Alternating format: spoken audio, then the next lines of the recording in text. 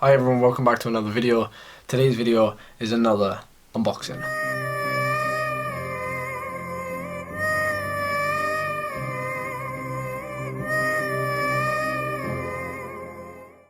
So first off, what can you expect from winter cycling shoes?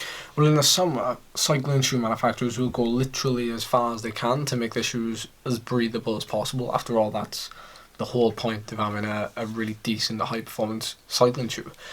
You want it to be breathable, however that's less of a concern, especially for UK riders doing battle with the winter elements, in particular December. I know for us here in South Wales it's been extremely wet, but when else is it dry in Wales? So ventilation is the first thing to be addressed in winter cycling shoes.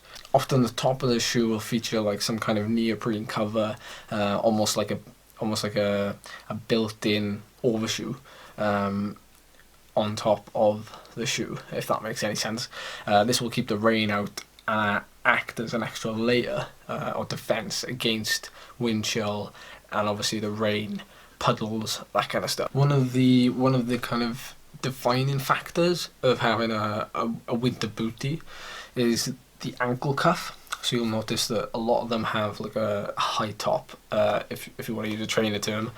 So it'll be a high top. This is to prevent like puddle water from seeping into the shoe. So if it isn't raining, so if you go out on a cold winter's day, but there's a lot of surface water, it'll prevent kind of a lot of water from, if you weren't wearing any kind of overshoe at all, from hitting your ankle and then just sliding down into your shoe.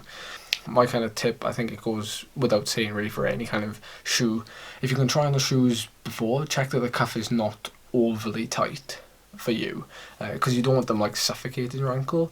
You know, your ideal shoe will be something with, you know, a good bit of adjustability. You know, making sure that the shoe allows enough room without letting the foot float around inside the shoe is another big thing that you've got to look for. In previous shoes, you know, I've had winter booties from Northwave in the past where they don't use a boa system, but they use like a drawstring system, and unfortunately I did get a size too big, so I had to wear like kind of big socks with them. My foot did move about a lot and also kind of moved up and down. Obviously that's not what you want if you're doing sprints, if you're doing any kind of hard, you know, intense training in the winter. With good winter boots, you know, you shouldn't need to go overboard with socks and things. You know, a thin merino sock like pedal-head socks, you know, should be perfect. But if you think you need more sock, make sure you leave a little extra breathing room with your size of your shoe. I mean, a lot of shoes nowadays go up in half sizes, you know, 42.5, 43.5. You know, think about getting that kind of stuff. So why have I brought you here today to talk about winter cycling shoes? Well, it kind of gives it away in the description really and the thumbnail, but basically just come back with some brand new FiZiK Articas. Now recently, if you haven't seen already, I'm going to link it down below. I did an unboxing review of the FiZiK Infinito R1s, which are the brand new kind of high performance shoes FiZiK have come out with for 2018. So this is their winter bootie, and when I first saw this I was in awe, literally in awe, because it looks so slick and, you know, it's oozing sex appeal. To me, it's oozing sex appeal. These FiZiKs, although I haven't tried them yet, are an excellent option for those who want to have all-around comfort, performance, and most importantly, warmth. It's interesting that I say performance though. The upper layer, which is probably the first thing that strikes you about this thing, as you can imagine. So what they say is it keeps the warmth in and the cold out, and quite literally the smooth construction makes it extremely easy to clean. I mean, I can already tell it's going to be easy to clean. So going back to what I said just now about performance, these are a fully carbon sole. Yeah, so there's zero flex there at all. So this is ideal for me.